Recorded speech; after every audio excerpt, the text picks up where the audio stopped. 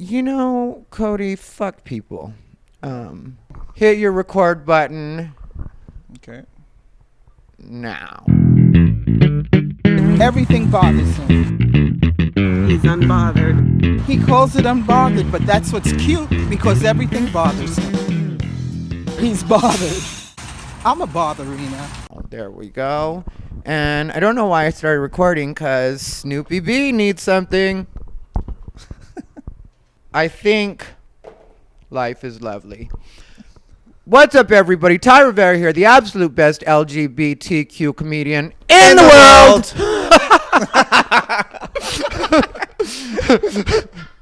That was great. Welcome to yet another episode of Unbothered by Thai Rivera. It's Unbothered by Thai Rivera. I'm your host, Thai Rivera. In case anybody's wondering, Snoopy Bijou, my co-host, is currently having a Whimsy's Alligator. Whimsy's Alligators, the never-to-be sponsor of Unbothered by Thai Rivera, but we still put our Amazon affiliates link down below in the description box. Check it out, or don't. I don't fucking care what you do. I really do not. Today, we have a guest. Technically, we have two guests. One of the guests is not on camera right now because she's doing makeup and putting eyelashes on currently. Yeah. So we have Cody Woods and Nancy. Are you a Woods? Yes. Well, halfway there. What's your official? Are you hyphenated right now or how? Nancy Lee Woods. Nancy Lee Woods. Yeah. Okay. Well, Yeah. Nancy Lee Woods. We might delete the Woods part just so that way she can get more bookings with the Lee thing.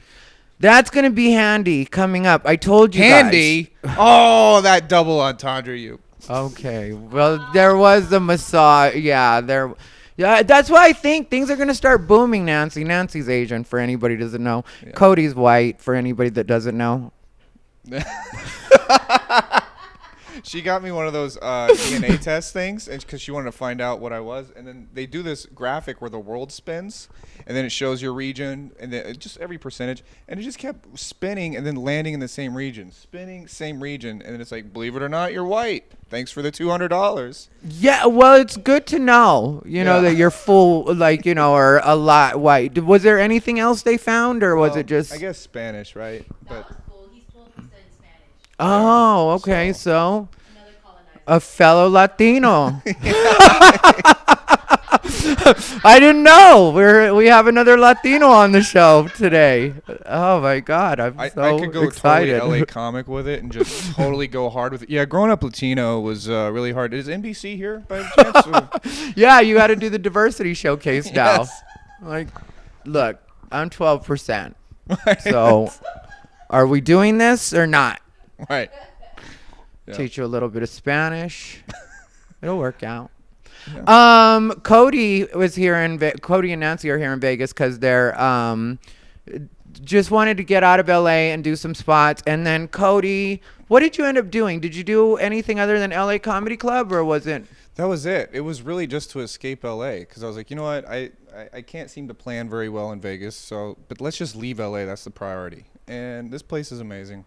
Yeah, I love being in Las Vegas. Yeah. It would this is being recorded the same week as I had the situation with Trix and Jill, and I only say that because, so you have a point of reference to when me and Cody are talking. So Cody did a guest set last night and killed it, which I very much appreciate because... Yes, the way you said it wasn't just good job. It was like, thank you. My reputation is on the line. It was more thank you. Yeah, because everybody knows I'm bitchy when it comes to stand-up. So when I recommend somebody, they'll usually say yes. But then the person has to do well, and there's only one person that's let me down here in Vegas so far, and I won't say their name because it's not their fault. Or, you know what I mean? Like, I'm not mad about it, but it was just like, you just had a not even so set after you hit me up and said you wanted to do a guest set. Yeah. And then I didn't ask for a while or even say anything. Technically, I think outside of requesting a feature, you're the last person that, or the only person since that situation that I was like, okay, I'll Yeah, say something. and I know that these Vegas comics are getting hit up by everybody because it's like the only open place. And so I was like, let's just go, but not bother anybody. Let's show up and hang out. And I'm glad, like, you still vouched. Yeah. I just did not want to inconvenience people because I know that the Vegas comics have to be so annoyed with LA comics or anybody. Hey, you got spots? Yeah, I knew one way or another you'd be able to get on something. Once I saw you were here, I was like, there's so many options because there was the midnight show who I can't. Oh yeah, that Trix headlined that. I was gonna say I can't remember who headlined it, but Yeah. I saw a few of my bits. So Couple of your saw Kimmels familiar and bits, set. huh? I saw some familiar stuff going on in that headlining set, and I admit I had some feelings about that. That should be the name of this episode is Kimmels and Bits. Maybe it will be Kimmels and Bits.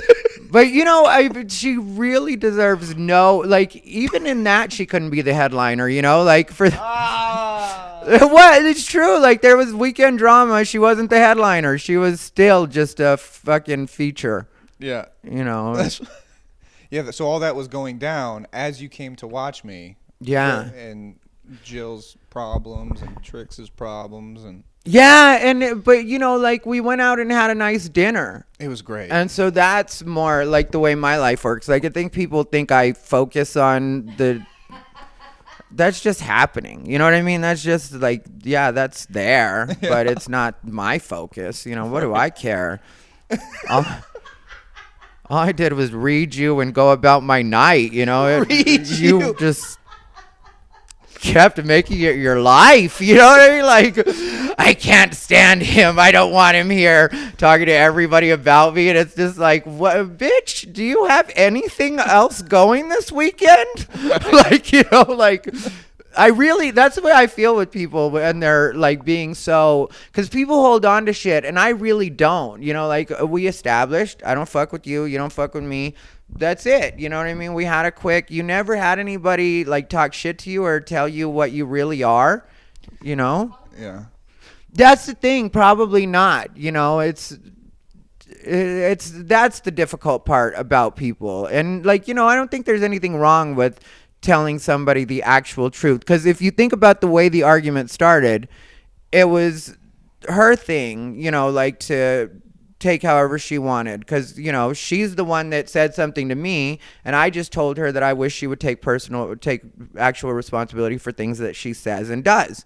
Like that's how it started, so when that's where we start and then you're like, I just think, bitch, I don't care what you think. I just told you what we think. If you're smart, you'll just take it in, make the adjustments, it's like for me, it's so, because I mean, like one thing that everybody kept saying this weekend, and this is me speaking, not Cody, just for anybody that's wondering. Everybody was saying how kind of disingenuous her set feels and how her stuff doesn't feel like she's actually being a real person. Like it's more of like a character or, something like that. So when that's what you're doing, I'm just like, yeah, work on that. Yeah. It takes, how long because I didn't watch her and I don't even know who she is. I don't even know who you're talking about. That's how you save your fucking ass. Yeah. How long has she been doing comedy? Because she's from the Phoenix scene and you're from the Phoenix scene as well, right? I'm not really from the Phoenix scene. I'm from Phoenix. I started in Phoenix and then I immediately went to LA and started doing the mics there. And so I really am an LA comic. Yeah. And like when it comes to Phoenix, I was there for a year about in between, where I was actively on the Phoenix scene in between here. And there are some good Phoenix comics. Jill always gets treated like one, but that is because of the Kimmel thing, and I'm not being at all. That's just what it is. Like comedically, she doesn't deserve the status she has. And and like I say, this isn't like me trying to be shady or anything like that. That's just like I look at stand-up. Like that's the thing people forget about me is I look at stand-up in such a like analytical way, and the way that I see people doing things and what I see their like skill level at, like just as far as them being funny and stuff. And so that's why I don't really like, care about anybody's feelings, and I'm not trying to be an asshole at the same time, but it's like, I'm looking at everything from a very technical point of view. From a technical point of view, you're not very funny, you're not very good. You've been doing stand up for long enough that you should be better than this. You've got an actual TV credit. You've been on Heart of the City. If you snip this, it looks like you're talking directly to me. If someone were to soundbite this, because it's the same credit, and we're making eye contact, and I'm just like taking.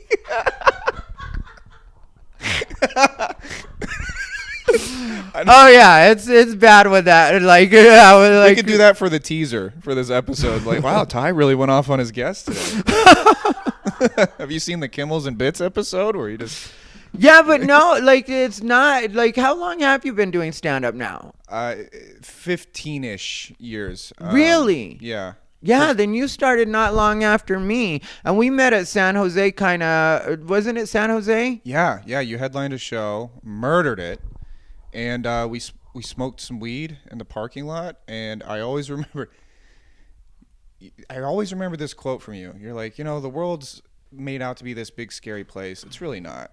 Yeah. And being in the Bay Area, it's a hard leftist town, and every gay person there, most gay people would be like, I'm the victim. And it was such an interesting place of strength. And I was like, man, that sunk in. I always remember that. Thank you. And yeah, that's why I don't care about any of these people in general. You know what I mean? Like, cause people will try to make it seem like you can fuck yourself in comedy, or things happen because of things you fuck up or stuff. Like, there's so many consequences to everything, and really there's not. I mean, really, and it's like the world is a big scary place thinking. People want you to believe that because they don't want you to go anywhere because they're afraid to go places. Yeah. So don't say this, don't do this, because I wouldn't do it. Nobody should do it. Mm-hmm. And it's really because you wouldn't do it, nobody should do it. And then when you see somebody do it, you see it looks like fun, and now you're hating because, that person's living the life that technically nobody's stopping you from living. Right. Get out, go do stand up, do what you have to do. Like, that's one thing you've done. Like, there was one post that I always think of with you, and that's when you basically had to hitch a ride to get to the Paul Mooney show. Yeah. Jesus Christ, man. I was just thinking about that the other day. I did a show in Missouri, and then a flash flood came. And James, my touring partner, bought this shit car, like a Ford whatever. It was his dream car as a kid, but it's a shit car now because he's old. So he backed into those like parking cinder blocks, Yeah. He backed his tailpipe into it, so now his exhaust was clogged. He eventually blew his head gasket, and then a flash flood came. Yeah. So, and then one police officer died. That's how quick these flash floods, in the Midwest are. So, a police officer died, and I need to get to the airport because I have Oakland the next day. And then we're at this gas station, car's stranded. I say, James, I'm going to have to leave you here. I'm going to find some person to drive me 3 hours. I found a drunk cowboy. And I was like, I'll pay you $400, which was the money I made that night for the show. This sounds like a story I could be telling. Yeah, I know, right? I found a drunk cowboy. I paid him $400. What happened next? He gave me a ride to the airport. That's boring. I could have showed me how to get a free ride. That's what he did. Ooh. Yeah. He was drunk, and so was his girlfriend. And but he did come back to pick me up. I was like, dude, $400. I just need to get to Kansas City. And so from whatever part of Missouri that was, went to KC Airport, and they were hammered during the flash flood. They had a shotgun just loaded because it's Missouri, and it's like leaning towards the back of the truck. Yeah, so it's there. If it goes off, I will catch a little bit of while we're hitting bumps. And yeah, shit. yeah. Yeah. So 3 hours, and then I fly. And where did you say you met the cowboy? At the gas station we were stranded at. Okay, and Yeah. James was gonna stay at the gas station. Was he gonna go down with the ship? Yeah, and he eventually just abandoned the car. Yeah. And so it's, I don't know, it could be still there. Fuck. And then I went to go do a show in Oakland, and I was up 24 hours, and I was opening for a YouTuber who then did the wall joke, the Mexican wall joke, who would build the wall. Oh yeah. And a YouTuber did that, and I just and I was on the verge of having a stroke just because of what I went through. And I'm like, I just lost all my show money. And this was at the Paul Mooney show? At the Paul Mooney show, yeah. And Paul Mooney's not doing stand-up now. So, like, when they say Paul Mooney, he's presenting the comics. Yeah. It's safe to say now because he's been accused of rape, but he has Alzheimer's. Okay. So he's had Alzheimer's for a couple years, and so when people pay to see Paul Mooney, it's really just him going up there. And he got caught in a loop, like a psychological loop when he went up there. He's like, give it up for him one more time. He did it 8 times. Yeah. They had to pull the microphone away from him. He's a mess. Give it up for him one more time. Yeah. Yeah. Give him one time. Yeah. Somebody go snap Paul out of this. It's like, I just ran into a comic at the casino last night, and he was like mentioning that. He's like, "Oh, I saw you at the Paul Mooney thing." I was like, "Yeah, when he got caught in a loop." and did the audience get caught in the loop with him? Did they keep giving it up for him one more time? They Did they just keep like started to be like, "What the fuck is happening?" Because he's not the type to do like some weird absurdist, because that could be like an alt bit maybe. Yeah. They keep doing it, but they're like, "No, what the hell?" So the YouTuber, was the YouTuber black? Yeah. Okay. And what bothered me about it was like, okay, maybe he just doesn't know that joke is the most stolen joke of all time. But he was in the car. Notoriously, that's the joke that ended Ari Lucia's- Shafir called, which is a Joe stupid Rogan. thing because everybody had the joke. That's not the one to pin I on. agree. That's what I always said. Yeah, I said that. Yeah, that was my exact thinking on that. It's like, why would anybody want to claim that joke? I have that feeling almost with the Tricks situation. It's just one of my bits, but like put together with my whole personality and the rest of my set, I like that bit as kind of like transitory. You know what I mean? Like it's just like an A to B in my set. It's definitely not a signature bit, but like, where it's like, it's got Michael Jackson in it. We talk about Elvis, but I don't really know a lot of comics mentioning Elvis. I got to say that, Oh, well, I mean, like just in that way, you know what I mean? Like in the, like kind of being a hack way. So mentioning Michael Jackson to me is what it is, but like Elvis and other things, R. Kelly at that time. And it's just a bit I want to put on an album and get rid of. right. So it's one of the throwaways, but it's your shit. Yeah. But yeah, when he did that, and then just reality just sunk in. Like, this dude's making thousands of dollars, and he's doing that bit. Audience ate it up, and it's just the unfairness of the business. Your YouTube though went crazy for a minute there. Yeah. The last 3 months, thank God. Like, what's funny is a TV credit really doesn't mean shit now. But that Laugh Factory clip went viral. I got 3 times the money I did from Comedy Central, and about 1,000,000% more of the followers. Comedy Central gave me 50 Instagram followers. That's it. Yeah, Comedy Central doesn't really do much anymore. And like even when I was on the last time, which was 2013, I think, it just didn't, and Gabriel Iglesias was doing it. Gabriel Iglesias, retweeting me and stuff like that, that got me followers. Right. But the Comedy Central itself really didn't. People aren't really checking for Comedy Central like that. No, yeah, just the channel itself was dying. But I also heard that a Comedy Central exec told a comic, like, when we play stand-up, people change the channel. So it's already a channel that people don't watch. And then the people that are watching, they change the channel once someone's... It's not aesthetically pleasing to watch someone with a microphone. Well, what are we doing now? But, like, it's just not... Well, the thing is with stand-up, it's like, in all fairness... a lot of Comedy Central stand-up is bad stand-up. That's the real problem. So you're asking people to watch something that hasn't been a pleasurable experience any other time they watched it. Yeah. You know what I'm saying? Like, it was like, last time I watched one of these, because I've, like, at points, like, seen Comedy Central stuff on Facebook. That's where I'll see it. Yeah. And I'm just like, yeah, this isn't good. Yeah. So then I'm not likely to click on another link of Comedy Central stand-up the next time I see, even Friends, where I see their stuff and I'm like, I know they have better stuff than this. Yeah.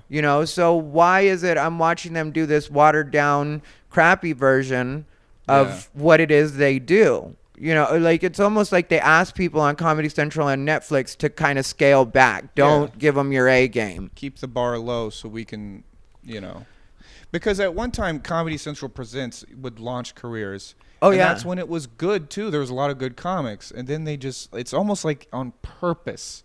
They're picking bad acts. Maybe Well- not even bad comics, but bad acts. Well, it's what you said, though. It really is keeping the bar low. Bijou, go to your room now. Bye. Bye. Bye. Dog is coming up to me.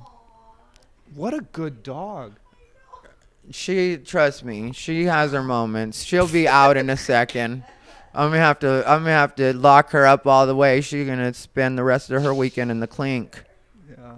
But yeah, that's the thing. It's like, you know, they really are keeping the bar low, because if you travel a lot. Yeah. You know, I travel a lot. You know the level of talent that's actually out there. Yeah. So Yeah. when you think about that versus what you see on Comedy Central and Netflix, it's like, how do you end up with this when you've got all of this to pick from? Yeah, you can't even accidentally be that bad at booking. You'd have to And be we on live in a purpose. digital world. Yeah. You know, so it's not even like you have to go see them. It's not like you can get clips. You can hear what the word is from other comedians. Yeah. You know, the way they do it is they're like, we want people that look like this, this, and this, and have these opinions. Right. And it's like, well, now you narrowed the field already to a point where you're only going to get this many people. If you're looking for a politically correct slant or somebody that hasn't said anything scandalous on Twitter, because now, you know, that's even a thing. Like when you do stand up for diversity, they want all your social media. And of course they have people go through your social media, you know, Yeah. like, so it's like, what's this? Like, you know, who cares? Right. But everybody's trying to avoid a scandal, not realizing that that's part of what comedy has been known for. Right. Exactly. It's almost like they're picking newer comics too. Have you noticed? I feel like the average years in the game until you get your TV credit, it used to be kind of like 10, and then they would get a thing. But I'm noticing how many like 3-4 year comics that they pick, and maybe it's just because their social media history is like smaller than.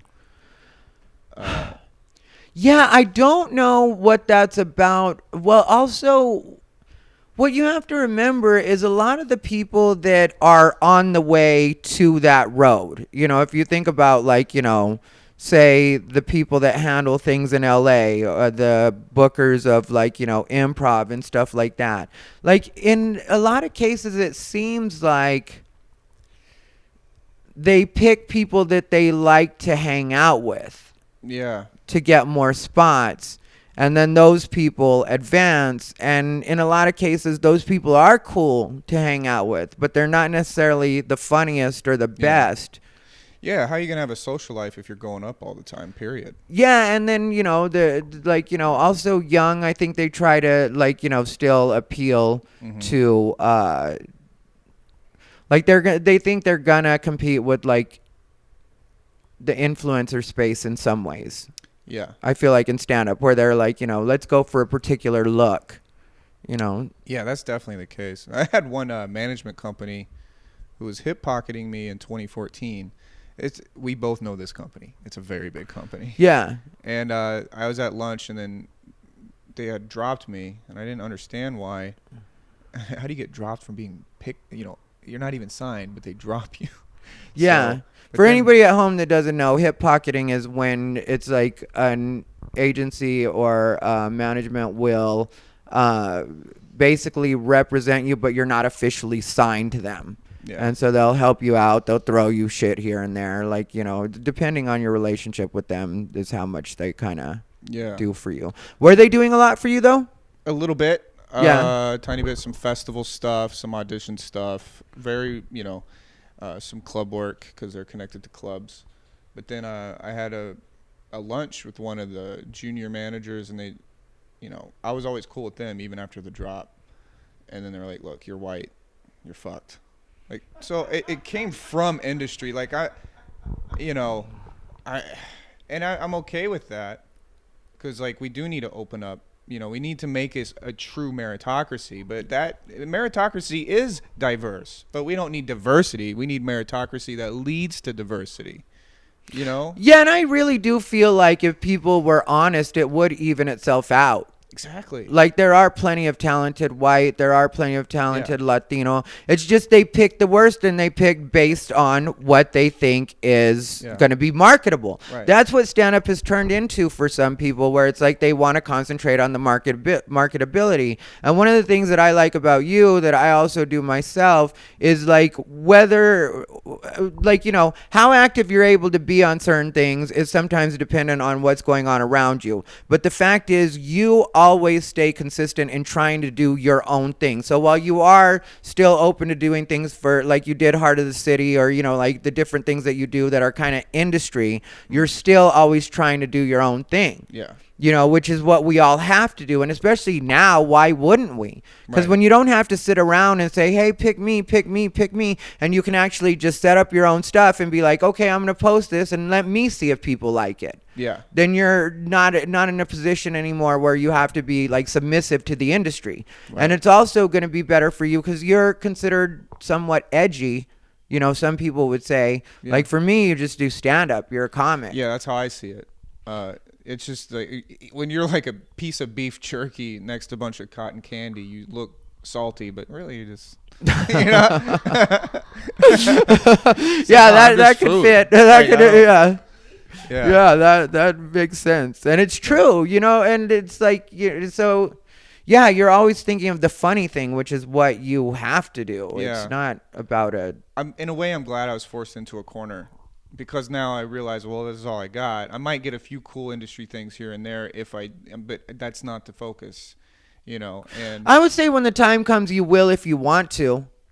yeah, You might not want to do that at that point, or you might have your own thing going, because really a lot of that stuff for real comics is going down the tubes. Like I'm not an SNL guy, but what if I was? You know what I mean? So I get on SNL, I have this talent, my dream happens, and then somebody notices something I said, and now it could be anything. You know, there's so many like landmines when you're dealing with social justice warrior type, and I'm not like on that fight, you know what I mean? I don't want to fight anybody. I just want to be left to do stand up, and if I'm funny, you laugh, and if I'm not, you don't, and that's what I'm worried about. You know what I mean? Mm-hmm. Like the other stuff, I'm not like, you know, how I feel about politics or any of that. Like, why do you really care outside of just like something for entertainment purposes? right, yeah.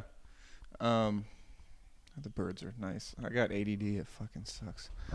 But yeah, the industry is. I'll tell you a story. I was at one of the festivals that management company put me in, but they had dropped me before the festival. Mm-hmm. But they forgot they got me in the festival, so I'm there, and they're just like, "Oh, hey," so I'm there, and then they had an industry panel, you know, where they go up, and then all these comics are giving them softball questions.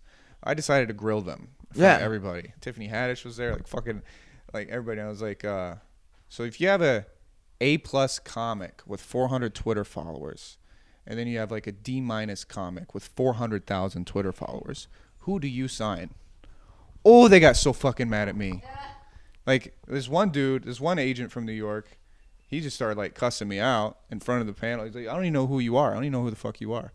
Blah, blah, blah. And I'm just like, okay. Yeah.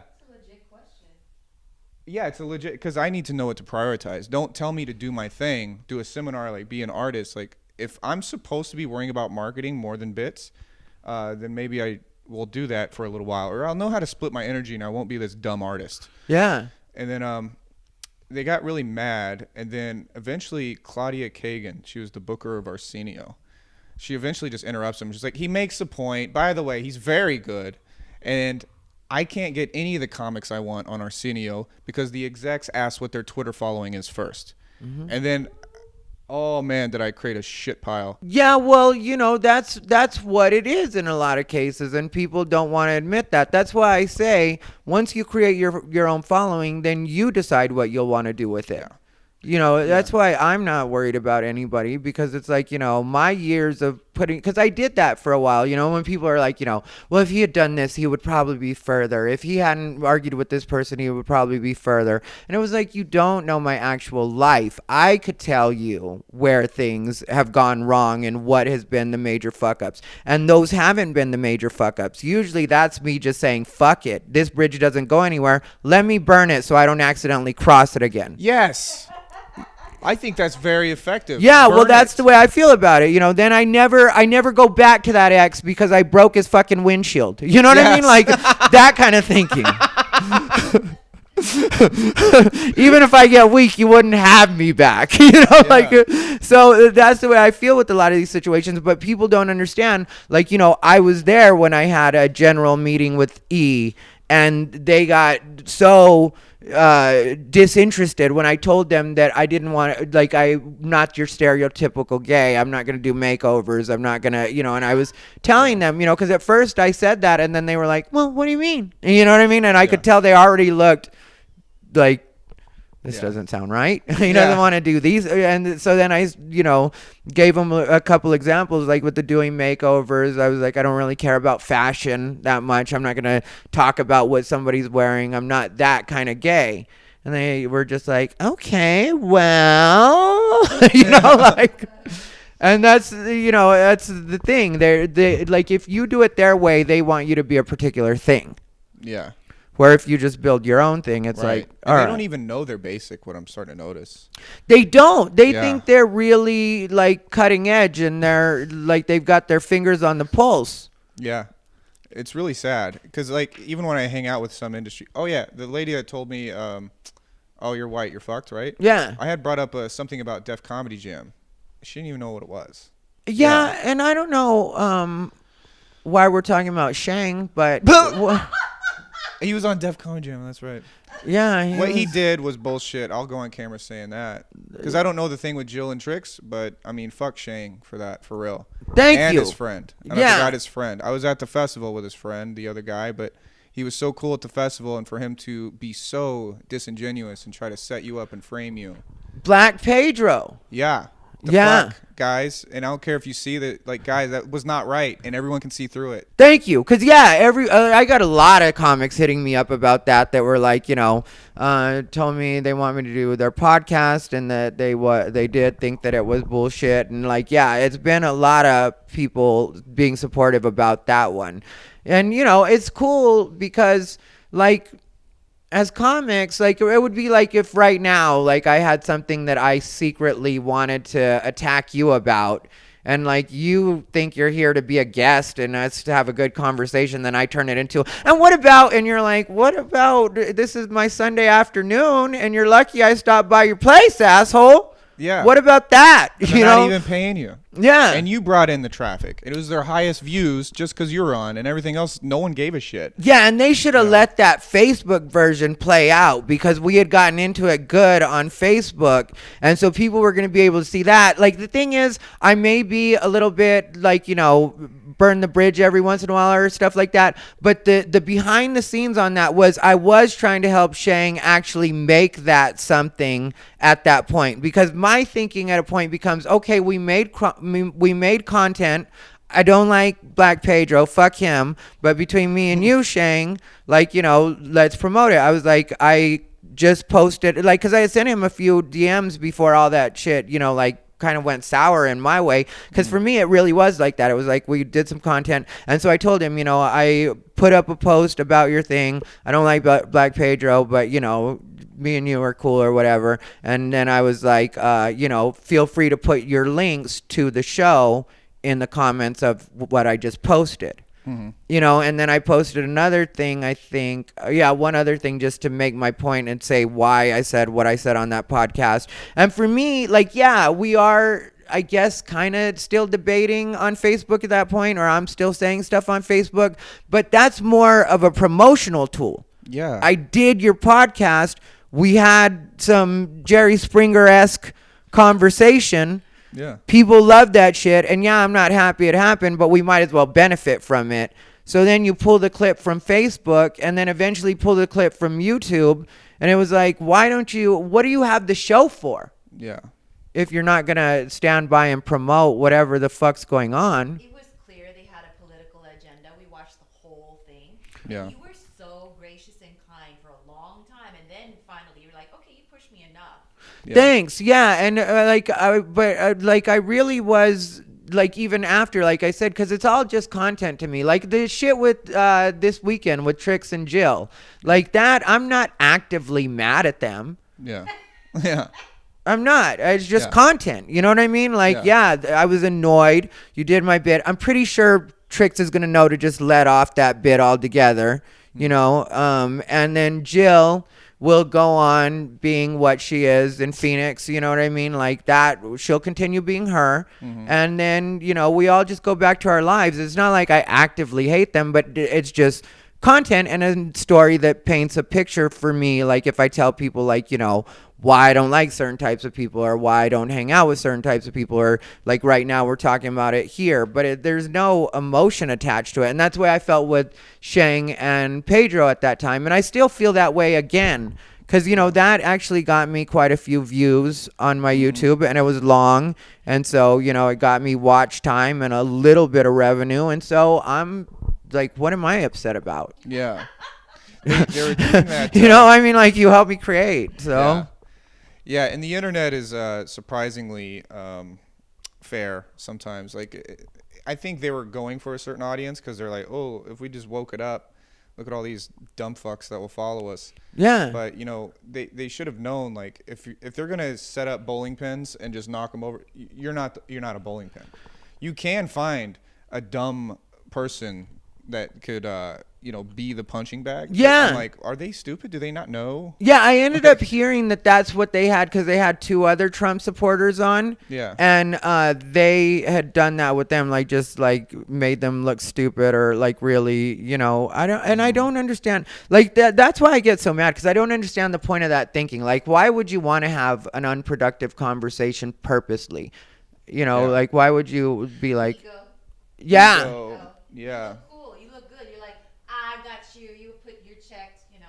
Yeah. Yeah, I don't feel like that. You know, I feel like checking people is when they fucking come at you sideways and you blindside. You know what I mean? When they're not ready, like, because they're the ones that start it, and then you, like, exactly what I did to them on their podcast. You know, it's like, yeah, I will be quiet and I will be nice and I will, like, come on your bullshit show that has no fucking viewers. Yeah.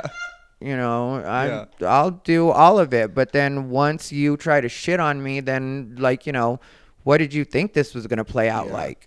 I really didn't like the guilt by association technique, like by asking questions. Like someone tried, you were on the same thread. They did it to me because I was questioning whether this shooter at the massage parlor was a religious fanatic or possibly racist. But like, I just haven't seen the context to where he could be racist yet, because there's only one newspaper and it's thousands of miles away in South Korea. Why do they have the source on that when CNN or Fox didn't report on it? Yeah, and the So- way they were going with that, they seem to have eased up a lot, and they're trying to just forget about it, you know, like, or that aspect of it. I'm sure will be updated in a couple of months or whatever, but it seems like they don't want to really make that the focus because it truly doesn't fit the narrative. Yeah. You know, after they made this huge thing about it being racist, it's like, you know, it doesn't necessarily, just because people of color are involved, or ethnic people, however you want to word that, are involved, doesn't necessarily mean it's racist. Yeah. And that guy was just, he thought he was ridding the world of sin. Yeah. Or, you know, or his temptation, you know, like, this is my personal temptation. Let me get rid of this so nobody else has to deal with this demon. Yeah. You know, and that was his thinking. And it is crazy religious thinking. But then, you know, he probably, like, people don't want to look into that too much, because the truth of it is he's probably not that abnormal of a guy. Right. He was just raised around religious people that kept telling him everything that was natural about him was wrong. Yeah. You like jerking It's off, really you like hard to be women, racist in all of Atlanta. that's, you know, I know. Yeah, that's like being homophobic in San Francisco. Yeah. Like, how mad are you all the time? And plus, if you really hate these people, why do you have to fuck them so much? Yeah. It just didn't add up. So then I'm questioning it. But hey, look, he's got a beard. He's got the camo hat. Am I going to be surprised if he did say that shit? No, I'm not. I'm not going to be surprised. But because there wasn't enough evidence to confirm it, we had all these wokesters on my threads like, so what is your feeling on white supremacy? It's like, well, no, let's talk about the sources of information. So you are denying white supremacy? I'm like, I have a feeling you're a white supremacist, which I know they're not, but just beat them to the punch. Yeah.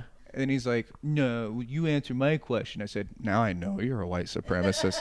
So I crossed the finish line first. I got to call him racist first, so I won the woke war. But, you know, it's so the guilt by association questioning that I was noticing from Shane or Shang was just like, so do you think COVID is real? Like, it makes you look like a asshole just to question. Yeah. You know, it's a entrapping question. It always looks bad. And then you gave a great fucking response, which was like basically, you know, it's people with pre-existing conditions. Yeah, you know, like and also like we don't know the numbers. Yeah, because so we don't know the exact numbers, and it's just true. You know what I mean? Yeah. Like, look at the way the whole Cuomo situation played out. You know, like they were underreporting. So, like, you know, when I say that we don't know the numbers, you know, it could have been more. Like, you know, even just as far as who had it. Like we were talking last night. You know, like if you even look at those statistics, you know, like I think I may have had a quick bout with it back in February. You were saying like December like 2019. Yeah. Yeah, you know, Ron said something, you know, so when you have these different, you know, where for a minute there, nobody was really able to get tested. You know, they were telling you to just stay home. Yeah. If you thought you had anything, just self-quarantine. And so, you know, like, really, do we know? And like, do we really know anything as far as numbers go where we could say, like, you know? And the testing accuracy was an issue too there for a little bit, supposedly. Yeah, well, that's been a whole thing that people act like you're being some kind of conspiracy theorist by saying this, but it's like, no, I'm not doing that. Yeah. I'm just saying, like, you know, we just don't know. Yeah.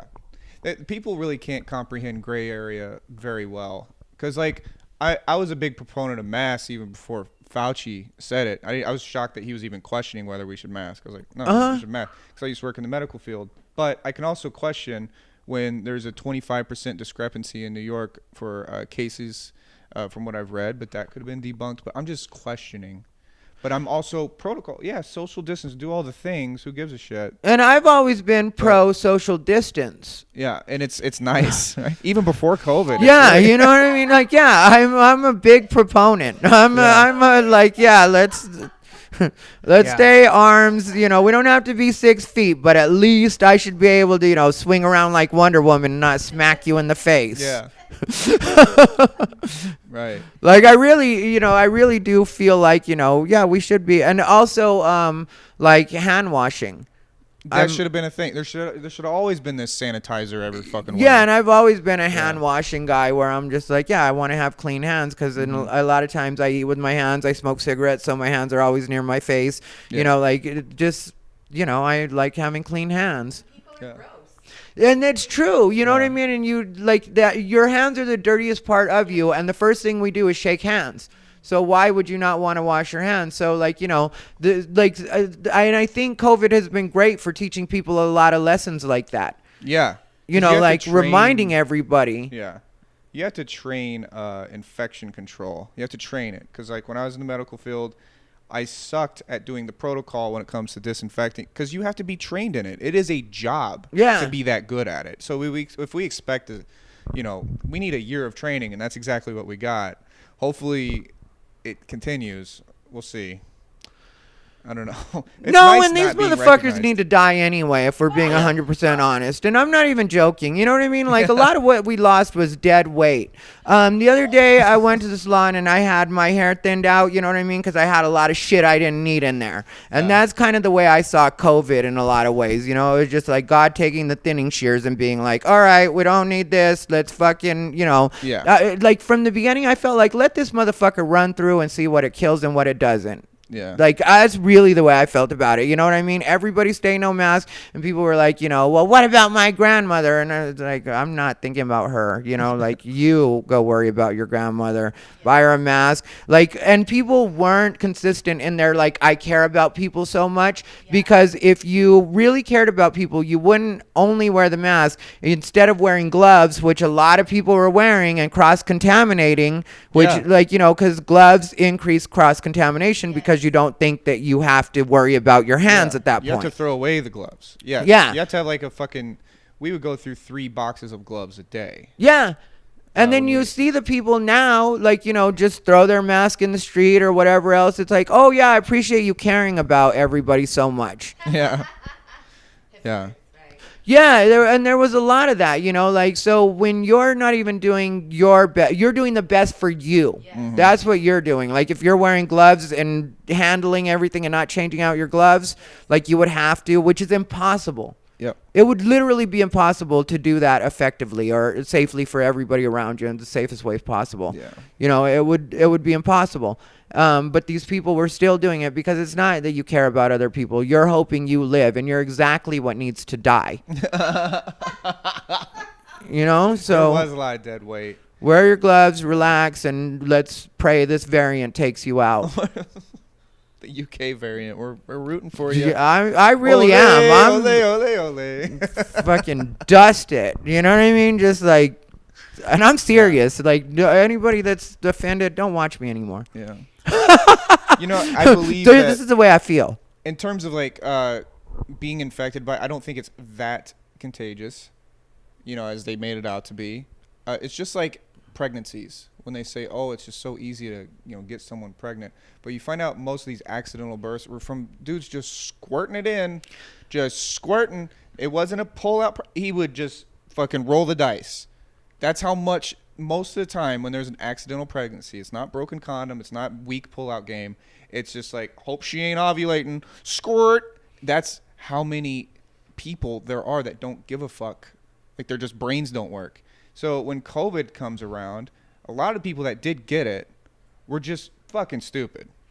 They were making out in pools, drinking, they weren't trying. Me? Oh, no. I mean, whatever. You're young. Believe me, I was out there. I feel like you're reading my journal right now. I just like, I get it. I'm irresponsible. Well, I was loving life. Well, that's the thing. I just don't squirting in everyone. Wait, which part? Also it's not that contagious. It's just like fucking AIDS is the problem, and Dr. Fauci handled that too. Is they created this fucking, like, everybody be scared. It's airborne, you know what I mean? Be scared of everything. And then it turned out to not be. And Dr. Fauci really just doesn't need to be the person in charge of that anymore. Yeah. Look at the way AIDS, the original material or the original information that was disseminated about AIDS and HIV. Yeah. We're still trying to get over that stigma. Right. And that's because Dr. Fauci is a little too panicky. Mm-hmm. And I really do feel that way. Like, there's got to be somebody with just as much knowledge as Dr. Fauci that you can put in there, even if they don't have the experience of Dr. Fauci, because Dr. Fauci has had his job since the 80s. Mm. Of course he has a lot of experience. He's the only one you had there that. Yeah, you never fired him, so therefore. Yeah, you're right. That does give you some experience, but it doesn't necessarily mean that you know how to handle things the right way. Yeah. And like, when they were asking me on that podcast about like that situation, like, Dr. Fauci, I feel like if everything was as dire as he thought it was, he should have gone borderline Snowden and just been like, these are things I have to say. You know what I mean? Like, if you guys want to survive this, these are things you have to know. I don't care what Donald Trump says. I don't care if I have to move to another country because I told you this. Yeah. But this is what's going to save the entire fucking world, supposedly. Did you see that picture of him at a ball game with his mask down, not social distancing? Yeah, but the thing was, they later on said that was like family or something like that. Like, those were, because it was just the three of them sitting in the middle of nowhere, and they all had their mask on their chin, like chin straps. Which, do they live together? I guess. Well, I don't know. I don't remember. I just remember people being like, that was like supposedly not a thing. But I don't know what's a thing and what's not a thing anymore. To tell you the The truth. thing is, with basic infection control, like family shouldn't matter. Like in a public setting, Yeah. you should be just doing that. Because what if he got the shit from the hot dog guy, and then he just starts hot potatoing it into his grandma's lap? You know? So it's okay to kill your family then. Yeah. So. Well, you're meant to. I really do feel that way. Like in a certain. I'm not even joking. Is the worst part. Like. I feel kind of like that's part of the cycle of life in a way. Like, you know what I mean? Like, my parents are older, so like if I were to give it to them, I would think that a hug from me would be one of the things that they'd want to be like the last thing that they had. So, that's one of my things. I don't know if you can hear me, but I feel like, what if there are a lot of people who actually do not want to stay here on Earth? Maybe they're hoping for something like this. Bijou, go to your bed. And that's like the other thing. Bijou, enough. Go to your bed. Let me put you away. Give me a second. What a good dog. Do you have any footage of you telling Bijou to go to your bed and then him No. or her doing it? It's amazing. It's truly amazing. We got to Thank you. The way she's going to get her ass beat is going to be amazing, too, if she doesn't stay off my fucking... This bitch knows not to fuck around when daddy's getting unbothered. I fucking give her an alligator. Whimsy's alligators. Description. Are they? But yeah, I give her alligator, and that's her getting paid off, and then we shouldn't have to do this. And Nancy, yes, to what you said, I do feel like that. If like some people are ready to go, then let them go. Like they're like not everybody wants to live forever. I don't want to. And well, that's the thing with me too. Like that's why I was willing to keep going out and doing what I was doing. When we were supposed to be in shutdown or whatever. Because it's like, if it's time to go, it's time to go. But I don't want to live barricaded in my apartment. Yeah, and that was proven by all the suicides, the highest suicide rate. Yeah, but, they also could have just gone to a bar like I did or, like, why not try some things first? You don't gotta, like, yeah, last resort. You know what I mean? Like, okay, like, you're right, nothing's fun. Like... Then yeah, but like just like this is your first option, like Yeah. You could have gone to your mom's house, like, and that's the way my parents are too, like because it was I went home. And I had actually planned to be home, like stay in Arizona possibly, for some of the shutdown or whatever. But then I saw my parents and they were so like, no, go back and live your life and don't think about us, because like I told my dad when I saw him, like immediately because I was doing laundry like I always do. I always take all my fucking laundry and like I'm going to do this. So I was doing my laundry and then my dad walks in. It was like early morning and then I was like, he comes to like get close to me and I was like, social distance. And he was like, oh, sure. And he hugged me. And like, then like I asked my mom how she felt about it. And she's like, I'm not worried. If I'm going to die, I'm going to die. And that's literally what she said. And then I was like, all right. So, I pretty quickly decided like, I'm not fucking staying here and watching them get older. Yeah. I'll go home. Yeah, Let my nephews kill them. Well, because my nephews both live there, and they're healthy vectors. they can take them a dose or whatever it is that needs to happen. we walked into a bar in Kansas as it was breaking out. When was that? Like March 2019? No, 2020. Something like that. Yeah, we go in, and I'm not concerned about getting it because I'll beat it. Yeah. Right. But I came in wearing a mask because I just got off a plane or I was going into a bar to meet my mother. Nobody had a mask on, but then they made fun of me for wearing a mask. They're like, "Ooh, maskers!" I'm like, "This is for you, you fat fucking redneck. I would kill you if I." Yeah. I'm okay.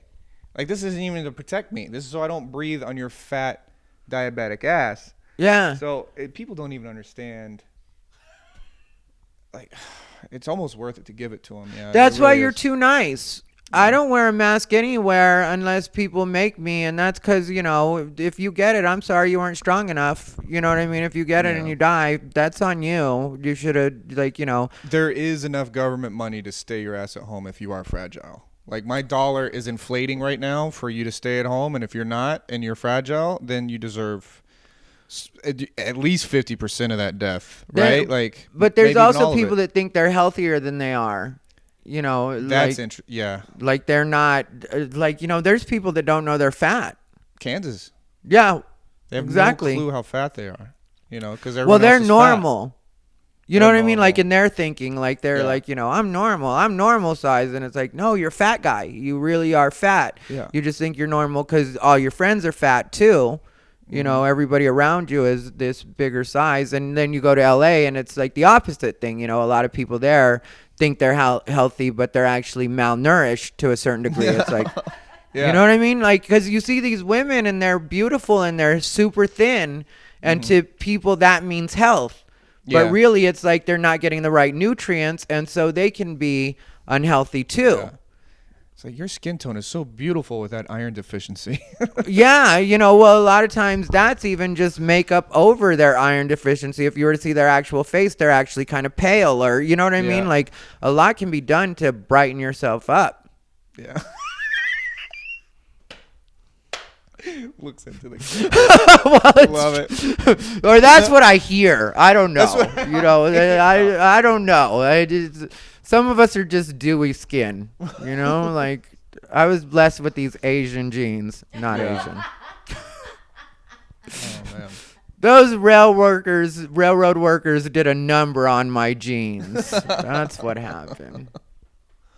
But yeah, so it's like all the way around. And so I don't, like, honestly, just to let you know where I'm at with it, because you and Nancy could end up thinking I'm a horrible person after this or after what I've said. But like for me, I just really do believe in a really organic, natural approach to all of this. When it comes to COVID and that stuff. What does that mean? Like kind Organic. of let God decide? Yeah, and I really do feel that way. And thank you. I'm glad. Yeah, because it's not meant to be a callous thing. It's just kind of like, nature has been doing its thing for, Yeah. and whether this was created or in a lab or if it was just like, something like they said, well, I think they ruled out wet markets really, you know what I mean? Even though that was the big, and that's the other thing about the information, at first they were like, it's wet markets. It has to be wet markets. And then more recently they're like, well, chances are it didn't come from a wet market. So it's like stuff is just changing, and that's the other thing. I think people need to be more flexible to that. It's not about conspiracy theory or one particular thing. It's like just being flexible about something that we really had no idea about. Yeah. Yeah. Could have been a bioweapon. We could have pissed China off. And they're like, okay, watch this. All of it's on the table. Yeah. As far as I go, all of it's on the table, and there's nothing wrong with saying any of it. What's so hurtful about your words? You know what I mean? Like, why would I be like, Yeah, I remember I was talking about the virus in October of 2019 with James. James knows everything ahead of time because he's a conspiracy theorist. So Yeah. those guys tend to be right first, but then they're also wrong a lot. So he was saying that, they're protesting for democracy. And conveniently, that's when this virus was released. But they were really protesting hard. Like, yeah, trying to I'd been overthrow. paying attention peripherally. I'm not going to act like it was the center of my life. But you know what I mean? Yeah, I was aware of what was happening. And they really were, because they're going back to the one China mentality. Well, the Chinese government has always been one China. But as far as Taiwan and stuff like that, it's been more, what's it called? Kind of sovereign to a certain point, or, under a different type of rule. And so they're gearing up to go back to being just one China, which, like I said, China has always seen it that way. Like the Chinese government, when people were trying to make that seem like some kind of conspiracy theory, they were like, why won't he talk about Taiwan? Why won't he mention Taiwan specifically and how they handled the virus? And it's like, that's not anything, like there's no mystery to that. That's because the Chinese government sees it as one China. The WHO is China, And if you want to deal with China, if you want to get information from China, if you want the Chinese government to give you as much information as they're going to give you, which they're only going to give you what they want to give you anyway, because they're China. Yeah. Like all of these things, like, it's like actually pretty linear if you look at it. The reasons they do that can be devious or whatever else, but the like general thinking on that is very linear, because it's one China. So if you're trying to get information from the Chinese government, but you're disrespecting them by talking about Taiwan like it's something separate, which they don't want you to do at all, then you're fucking yourself, because they're like, okay, well, now we're going to give you even less information. Yeah. Now we're going to let you do even less research because you can't respect that we say Taiwan is still just a part of us. And so, China is having to face that it's going to lose its power to control its own people the way it has. Mm-hmm. And I really do feel that. I feel that about everybody, though. Like, people are slowly losing their grasp. It's happening in this country, and we have a lot more freedom than anybody else. Right. But people are starting to just get like, yeah, I don't really want this. Yeah. Everybody's tired. Yeah, and they really flexed on us unnecessarily in a lot of ways with this pandemic. Mm-hmm. Some of the stuff they did, it really did have people, like, if you look at the way things are happening now, people are like, they're opening up, and it's like, because they don't have a choice, because even people that were a little bit more on the worried side are just getting like, when can I go back to life? Yeah. But I always knew it was going to happen under Biden, and then everybody was like, oh, Trump's just lying about Johnson & Johnson, and all the exact fucking companies that he mentioned are all coming out with vaccine. He's like, yeah, it's going to be the private sector that comes out with the vaccines. They're like, he can just say that. He's lying. Yeah. And as soon as like Biden's in, they're like, I got good news. Biden got Johnson & Johnson and Pfizer and all. It's like, of course there's going to be, And Amazon stepped in to help. Mm-hmm. Like the way that they did everything, it's like all of those different companies should be ashamed of themselves. They really should, because if it was that important, you should have done that under Trump anyway. You know what I mean? Like, you should have just started publicly being like, we'll help, you know what I mean? And then, like, force Trump's hand in that way. Like, you can either accept our help and us doing what we can do too, or you can say, fuck the people, which is basically what that would amount to, supposedly. It was like, I think a lot of the people that are getting credit for being so good should actually be reprimanded, or people should be like, well, why didn't you help no matter who was in office? Yeah. Like, isn't it really about helping the American people, or is it about not wanting to prop up a particular person that you don't want to see get voted, Yeah.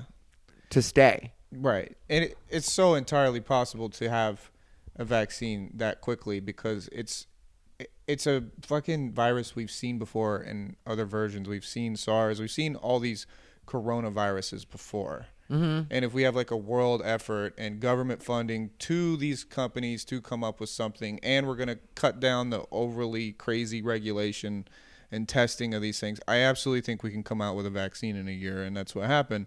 But we made it seem like it was so impossible when Trump was talking about these private companies coming up with something. Yeah, well, I don't feel like people are really going to learn the real lessons from COVID anyway, because to me, the lessons from COVID aren't necessarily the ones that we've already discussed, like as far as like statistics, numbers, that kind of stuff. You know what I mean? I don't feel like that's really the lesson for everybody to take away from this. I think what a lot of people should be noticing about all this is how broken our systems are. And the amount of bureaucracy and red tape that it takes to get anything done. And it's like, when you're working at that pace and dealing with all that, even if you really speed it up, it's still a lot of bullshit. Yeah. Like, look at what everybody's been going through with, like, the amount of people that haven't gotten unemployment. There's people that are still waiting to get any money. Yeah. Still. Yeah. I didn't get my shit until summer, I think it was. Yeah, we applied and just heard nothing back. You guys will know when they get their money here in Vegas, right? Yeah, we know. We know when they get the money. They sure do. Yeah, But they're not doing anything about that. I know people that got outright denied, and they're actual independent contractors and have been working, and they should have been covered. Yeah. But because they, Yeah, and we've definitely seen that stimulus money here with all the people at our hotel. We're like, shit. Yeah, Yeah. it's a lot of stimulus money that was messing up Vegas for a minute there, but that's the opposite. These people are, let me not start. We're going to speak in code on this. I told you, Corona is here to take a lot of people out, and I wish that was some of them. But that's like everybody that I see, truly fucking up. I have a thing right now with people. Yeah. Just people in general where, I feel like a lot of them don't need to be here. It's true. It's absolutely true. Yeah. Yeah.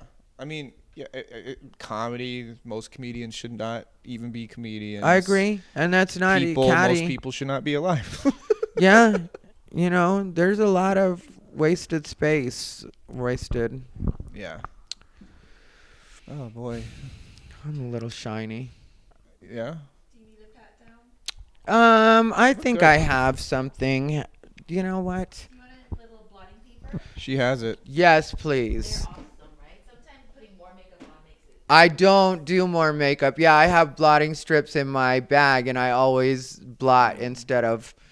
Yeah, I'm glad you're a fellow. Oh, and I use these exact same ones, but They're good. Let me see. Sometimes the more expensive ones, yeah. they fall apart. I like this one. Oh, I grabbed two. I don't two. care. Sorry. I have plenty. She's always For prepared. Yeah, you're super prepared. Yeah. Yes, living in LA has made me so freaking vain. Yeah, that'll but happen. I also feel thankful that I learned all these tricks and know how to, enhance what you got. Yeah, you Yeah. have to. People got to look at you, and you don't want to inconvenience them on that level. You really shouldn't. You know what I mean? Like, you shouldn't. It shouldn't be taxing to look at somebody. Yeah, where you're like, all right, are we gonna really today? I just woke up, right? And you're just looking at them like. But yeah. So what are you guys? What's your guys' plan? You guys are in LA. Are you guys staying in LA, or are you guys? I'm going to try to bang it out. She does so much better in LA because she does so good with auditions and stuff. I can't get rep for some reason. Wait, And- my manager, remember? Yeah, I finally got an acting manager, so now I definitely should stay. You act as well? I used to. He's good. I used had to. no idea you were an actor. I did. Well, the thing is, I've never done any projects. Well, yeah, I have. I've done some shit, but not. I've always focused on stand up. But I took theater in college and Yeah. theater in high school. But I just didn't have a reel, and I was like, you know what? I think the real trick is to be a funny comic in LA because I feel like that would make me stick out because there's not a lot of those. That turns out it's just that's not the currency. That's not what they use for currency. So, and stand up has made me so tired that I wouldn't mind a different lane for a little bit.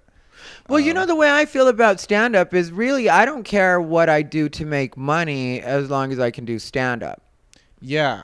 It's You know what I better mean? when So it's secondary. Yeah, it doesn't have to be and I don't count that as my only way of doing anything in life. If I end up finding something that I like that, makes money and then I can just continue to do stand up because I am a comic, but at the same time I know what that's like and I know, how that works out. So it's I don't think that anybody should be worried about, if you can act and have that pay the bills or even just do commercials. Yeah. There's comics that make fucking killing off doing commercials. I wish I was talented in that way, but I just can't act. And that's a hard skill. Those commercials, especially, I think that's way harder than theatrical. No. Wow. No.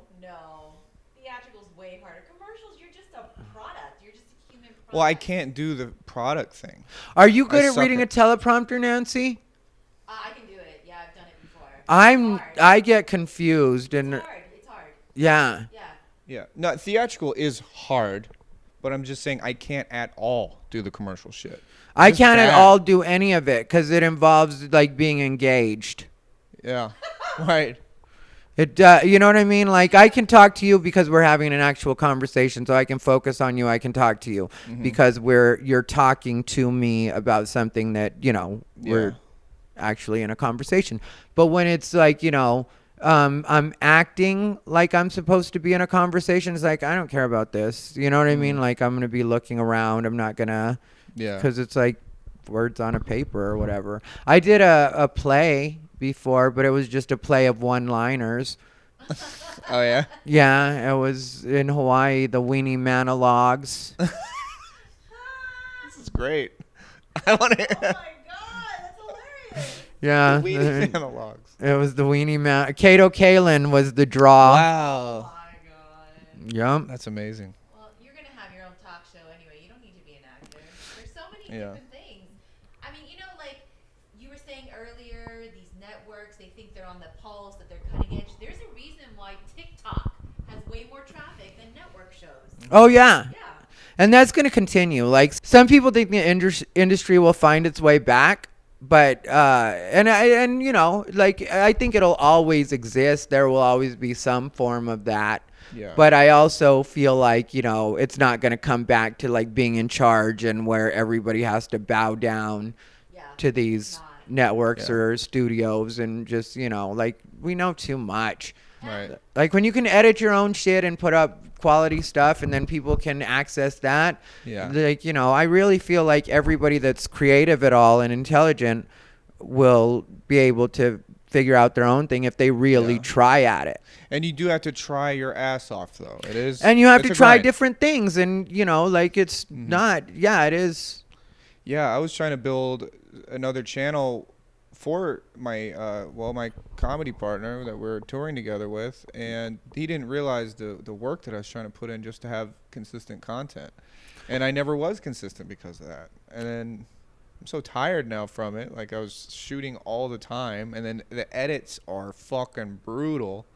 You need to know. get back on it, though. I I'm know. telling you as your friend, because you do create good stuff. And the problem with you really is that you are too nice. Like, your comedy partner was great, cool. I liked him. He was a decent guy and everything like that. Yeah. But when you're working for two and you're one person, there's no way that's not going to be extra taxing. Because if you think about the way you shot certain things that were with him being the focus. Yeah. And if a person isn't giving you equal, like me and Chris Storin work well together because like he'll do some things and I'll do others, and I don't need him for anything and he doesn't need me for anything. Right. And so like either way shit can keep going. And and we also don't put a lot of pressure on each other, even though we do like keep each other motivated or remind each other that we've got to do shit. Yeah. But like, all the way around, it's just you were in a bad situation. Yeah, I was always one of those where I couldn't find a crew. Yeah, so I never your could. YouTube popped, and then are you still putting new content up, or when's the last time you put something on YouTube? It's been 3 months, so I need to get at it. I don't like this, Cody. I know. I tell you what. I don't like this. You're living the dream. You got the traction that I and everybody else on YouTube would love to have. Yeah. So- I'll tell you what I'm running into. I'm So having some turn out creative- content and make something happen. Yeah. You should. Keep it going. Keep with the momentum. Yeah. That's what you were working so hard for. And then it just happened by accident, It happened in the 12th round when I was gassed. Yeah. So, I think It's because he hasn't had shows as much on the road. that I hurt. think you could record married life stuff, whatever. I'm trying. Like, I shoot a lot still. It's just I need the story to gel in my head afterwards. Like, I write the videos in the editing room, if that makes sense. Yeah. So, and that's a real heavy task. And when you're on your third attempt at editing a story together, and your first attempt was 12 hours and it just ended up being shit, and you gotta do it again, it just becomes really disheartening. And then also, I don't know if people really want that, or do they want just stand-up clips? And I did a little poll on YouTube. I'm like, guys, do you like this vloggy movie shit that I do? or do you want just stand up? And a lot of them said stand up. I'm like, fuck, that's easy, cool, but now I'm gonna burn my material for you guys. You guys aren't paying for it, you know. So I don't know. I would like to create some more stories, but those are very fucking hard. Well, if you take away people's choices, they'll put up with what you give them. That's true. Yeah. I agree. That's the thing. Nobody gets to tell. I'm not putting up a poll. I don't care what you think. Either watch or don't. See, because what'll happen, in my opinion, what I think will happen is that the people that are really down for you and what you are and what you want to be, like they really get you, are going to stick around. Yes. And then the ones that just joined because they, you know, thought you were this one-dimensional thing. Yeah. You know what I mean? Like, you're that one set. This is all you get to be. Or like, you can put out you know, other material, but Dance Monkey Dance is kind of the mentality with those people. Yes. So you want to cut those out, in my opinion. You don't want them anyway. So what if they drop off or don't watch or whatever? I need somebody that wants to see me grow. I need people that want to see me, like, be what it is I want to be. You know what I mean? Like, and I mean, like, because of the amount, like, I wouldn't tell you this if you didn't put the amount of effort into it that you do. Like, if you were turning out shit, I'd be like, well, how could you expect people to stick around for that? Yeah. You know, but the kind of stuff you do, you shoot it well. You obviously take forever to edit it. Like you just said, sometimes you'll scrap it and do it again. So you're obviously being mindful. You're thinking about your audience, you know, because if it's shit to you, because I'm sure your thinking is, if it's shit to me, it's going to be shit to them. That's what, Yeah, so I might as well scrap it and start over. And I know, because I've done that before with certain videos where I really had to move them around and stuff like that. And then I've noticed something was a little bit off. But that's where me and you are different, because I'll be like, well, then that's what they're getting today. You know, I'm not scrapping it. Right. I put 8 hours into this. Yeah. It's fucking 7 minutes. Right. Bye. Get out of my face. You know, like. I would like to get something more digestible and just that can turn over quicker, you know. So I'm thinking video podcast. That would maybe be the trick, because experiment and see what you but just start doing again, because really I was so happy when you got that, what's it called, when you got that pop. That's why I was all over your shit and fucking calling you and, like, you know, telling you as much as I could tell you to help you, you know, keep your momentum going and whatever, you know, like any way I could tell you anything, because, you know, I was happy to see that happen. Yeah. So don't let it. Yeah. You know, like 3 months isn't bad. It's not like you fucked yourself. You know what I mean? But like, it's time to put something out, even if it's something small, even if it's just like, you know, maybe compromise and give them both, you know, like just a short clip and you being like, hey, it's Cody. I know I haven't been around for a while, but, you know, I'm working on these ideas. Hopefully you guys will be into them. If you're not, good riddance. Right. I enjoyed having you. I also have to artistically be into it. Yeah. You know, and the stuff that I'm really into is, it's not just a stand-up clip. I like doing a joke and then cutting to a field piece or something in real life where that joke is actually relevant. Yeah. And I feel like that is a new thing, because, you know, I really like a lot of YouTube vloggers that do it really well. I'm like, fuck, how did he make his day so interesting? Yeah. Shoot it right. But I was like, you know, it'd be even more interesting if a stand-up comic was fucking doing that, and something happened in the parking lot. Then he goes on stage and talks about it. And it cuts back to the parking lot. I'm like, that's the shit that I like. A crazy story with good stand-up, but that is some real editing. You have to watch a lot of your shit that you shot. So. And you have to have stand-up opportunities. Exactly. And since I haven't had the stand-up opportunities, I could burn my old material and connect it to some field pieces. But then I'm like, well, I'm about to burn my fucking material, and these guys aren't paying me a dime. They just now showed up after 15 years, you know. So that's kind of the thing. I'm a little hesitant. Yeah. Don't let them be your boss. Yeah. Do it. Yeah, but have you ever thought about putting together a monologue? A monologue? Yeah, like a late night monologue. Oh, like a stand-up set monologue. Yeah. Yeah, I always say something edgy. So, well, that's what YouTube is for. You're not worried about. I mean, like, do your own. Like, like you could do your own like weekly monologue if you wanted to, and basically like open mic. Like, the truth Yeah. is, what's funny, just like I do. You don't really need to Yeah. go to a million open mics to fucking do that. And like the beauty of what we do when you're on YouTube is like you can shoot it, you can re-record it, you can splice together the jokes. I really think that that's something that maybe you should consider too. Okay, we have a green screen at the house. Yeah, That's I the would do my next- shit right at home if I felt like it, just because, why not? Like, Yeah. like that's something I've considered. I just haven't done it yet because I'm not as good with the technical side as you are. Even though you admit it takes you a long time or stuff like that, Yeah. you tend to be better with that. So does Chris Dorn, like Yeah. my shit. I try to keep it as basic as possible because Yeah.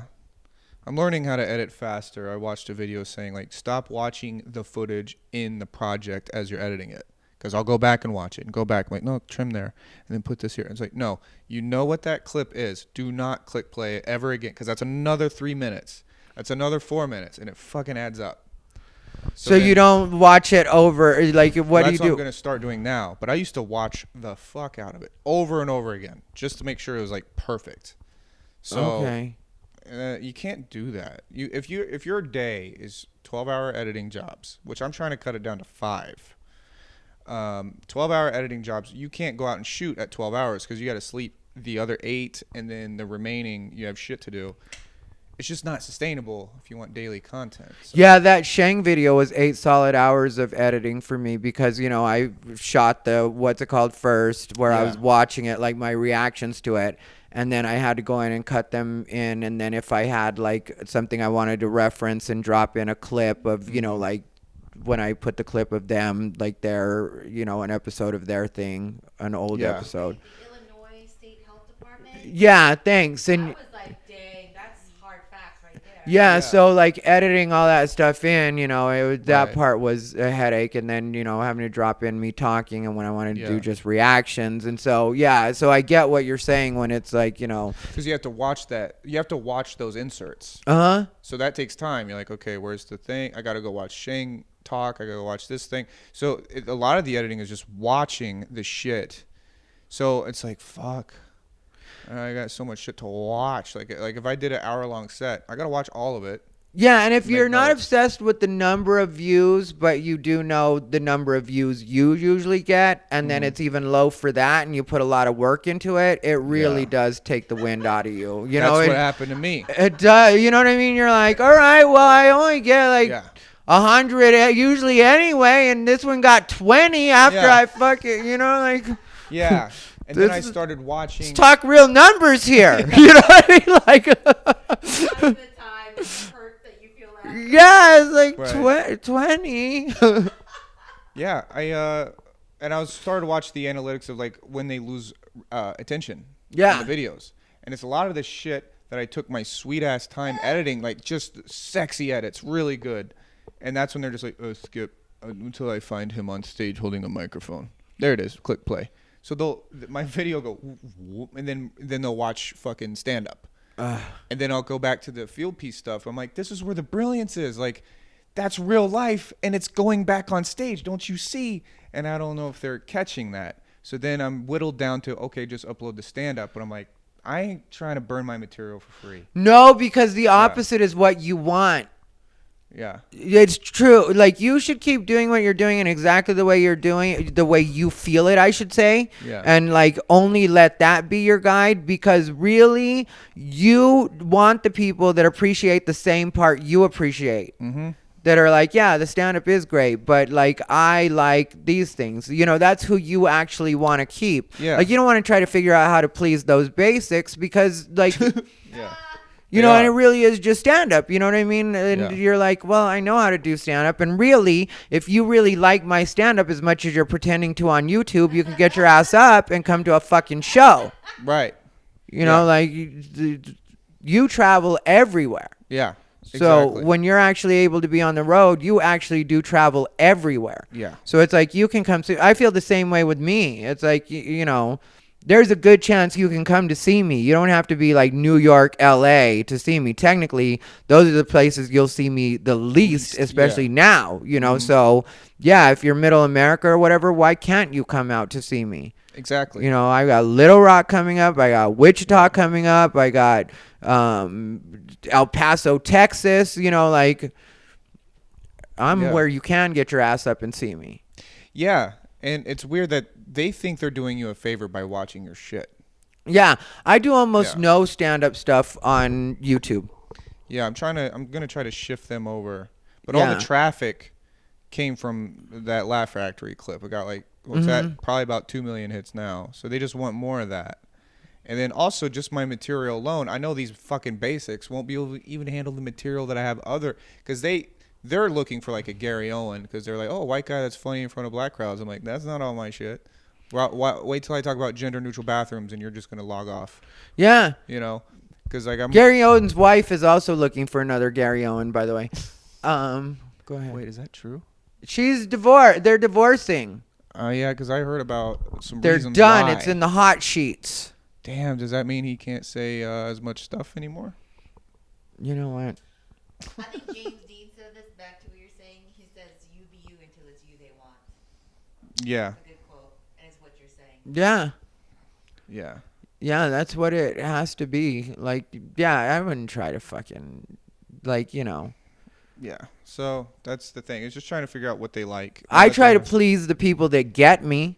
Yeah. That I do. You know what I mean? The people that actually support my shit and do notice like the little nuggets that I give there or take things exactly the way. When they have something to say, I listen to those comments. I'll read those. Yes. But when it's just some hater or somebody that's a looky-loo, it's like, yeah, I don't care what you think because you're not really going to be here anyway. Yeah. You know, so I only pay attention to the people that are, like really watching my content and know what to expect from me. And they're like, you know, oh, I don't really, you know, but they usually give the nicest critiques anyway in the nicest way. You know, they'll just be like, you know, this is what I love seeing, which is the way to get anybody to do anything is positive reinforcement is better than negative, you know. So if you tell them I love that you do this, then it's like, okay, well, I want to make you love that some more. Right. You know, or if you tell me I hate that you do this, it's like, well, why do I care what you hate? Yeah.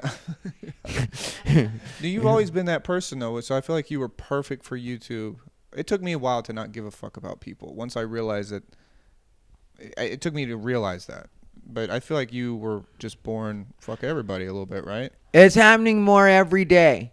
And it was like when I was younger and when I first started out, I really was like, you know, not a full people pleaser, but I was trying to do everything as close to the right way as possible. And then I had a lot of people shit on me and not be nice to me because, like, for a lot of people, when you're willing to, like, you know, do what you have to do to get things done and you're, like, you don't complain a lot, they'll look at that as, like, this guy can take a lot of abuse. And then they'll just keep shitting on you. So that's same thing. And that's where I can't take this anymore. Yeah, so one day I just snapped and was like, you know, yeah, fuck everybody and I don't care. And like, you know, well, one day I allowed myself to snap for the first time. Yeah. And then from there it just started happening. Were you doing comedy then? Yeah, there's a comic that probably made me, like, you know, the first comic to make me snap was probably Jen Kober. Oh, wow. Yeah. Yeah. No, she's Bay Area. She's on some shows, some TV shows. Yeah, she was on Tiburon. Okay. Or the whatever that, or maybe it's not called that. How are you guys now? Huh? How are you guys now? Are you guys okay now, or was it? I'll be cool with her if I see her or whatever, and we had to do a thing together. But there's this thing where, she's just like people say I'm not a nice person, but me and Jen are the opposite. Like if you know me, I'm actually a nice person. I'm cool, whatever. Yeah. But I don't pretend to be like overly lovey-dovey nice and stuff like that. She's the opposite. Like if you really know her, she's not a nice person, you know? Like there were like, you know, I was doing a bunch of colleges with her. She booked 70 some colleges at NACA. Yeah. And she had this like run, and I was supposed to do it with her, and she was going to pay me $150 a show, which like, you know, 10% of the check. 10%. Yeah, well, she was making even bigger because, you know, she was really popular. So I would imagine like, you know, 2,000 to 2,500 was what she was getting per, because I mean, like, she was the sweetheart of NACA that year, and they were just saying everybody wanted her. And, you know, like, this was when I first went on the road. And so she was giving me $150, and I didn't mind, you know what I mean? But then, like, they just would do this shitty stuff. Like, you know, I was sleeping on the floor the whole time, and I didn't mind that. You know, I was cool with everything being as, like, low budget as possible, you know, as far as I went. But, you know, then they made a rule that they didn't want to stop at any chains. They wanted to only eat at, like, you know, diners and stuff like that. And I'm only making $150 a show. Yeah. And there's some days that we don't work, and, like, you know, I need to conserve and be able to pay my rent back in LA at that time. And now you've just changed it so I can't get a 99-cent hamburger because Yeah. you know what I mean? Like, I gotta go to diners because you're only going to diners, and then, you know, keeping the AC cranked. Hey, what's going on? Chris Storin is here. Bijou, stop. That's wicked, actually. If you think about that, that's Yeah. evil. To keep you hungry? Yeah, all sorts of stuff like that was happening, you know. So it was just, you know. Out of self-righteousness, you know? Yeah, and but, like, you know, there was also a lot of race jokes, you know, because I'm Mexican. And there was one particularly embarrassing situation where I was at her family's place because, like, you know, we had a break for a couple of days, and the plan was to go to Lake Charles. So we're in Lake Charles, and there was a part where I told them that I would take their car to get it cleaned for them, you know, because that's what we were traveling in. But she had a Honda Element, and we were in front of her family, obviously all white as well. And then I asked Jen for her keys, and then she was like, they were like, where are you going, Ty? And I was like, I'm going to go wash the car. And then Jen was like, he's going to go wash the car because he's Mexican, and that's what his people do. And, like, it would have been a funny joke, like, maybe in an audience or something like that. But, like, when I'm just around a bunch of white people and now I'm leaving to literally wash your car after you say that, it makes it look like, you know what I mean? You're actually going to wash the car. Yeah, and I'm your servant now. I'm doing this because this is what I do. How ironic, and she's the PC college sweetheart comment. Yeah. I don't say anything about that, about my Mexicans. I hate you so much.